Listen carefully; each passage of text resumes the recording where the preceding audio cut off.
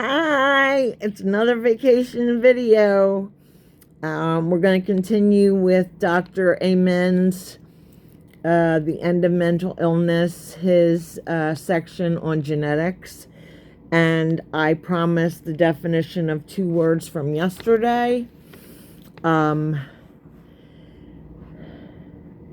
me get them again. Eugenics, EUGENICS movement in the 19th and 20th century was comprehensive sex education. And epigenetics, EPIGENETICS, is the study of how behaviors in, oh gosh, I don't understand, and environmental factors cause changes that affect the way genes work. So let me see how much I can get in 3 minutes. This is direct quotes from him. In fascinating but disturbing research, fear has been shown to be passed down through generations. Emotions like fear, anxiety, and perhaps even hatred may have ancestral origins, which is interesting. Prior generation stress has also been associated with depression, antisocial behaviors, and memory impairment. Fortunately, it seems that stress in your ancestors can go both ways. Another study suggested prior generation stress can help animals learn to better cope. Genetics risk for brain health issues. A family history of neurological illnesses. A family history of psychiatric illnesses, including addictions. Not being serious about health despite family history.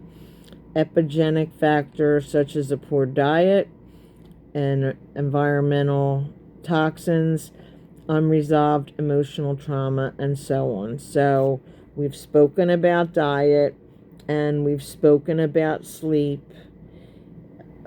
over and over. So I hope they're imprinted in your brain. Now, I also promised that Bright Minds, he has something for each letter.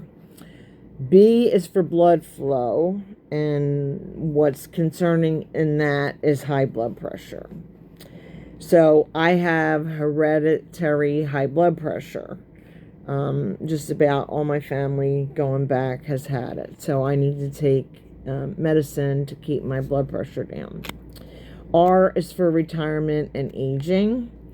I is for inflammation, poor diet, gum disease, and joint pain. So you can do something about your diet. You can floss, and joint pain might be something that you can't get around if it's heredity, but you can certainly ask your GP about it.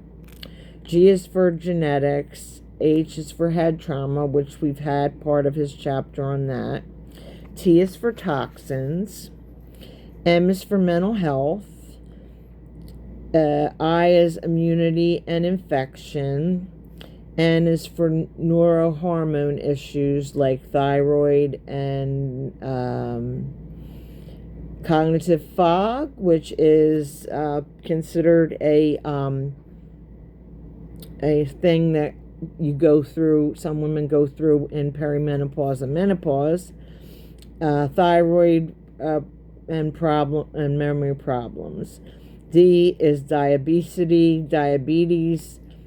and obesity. You can do something about your weight. I'm still trying to lose because I gained weight on my vacation. Darn it.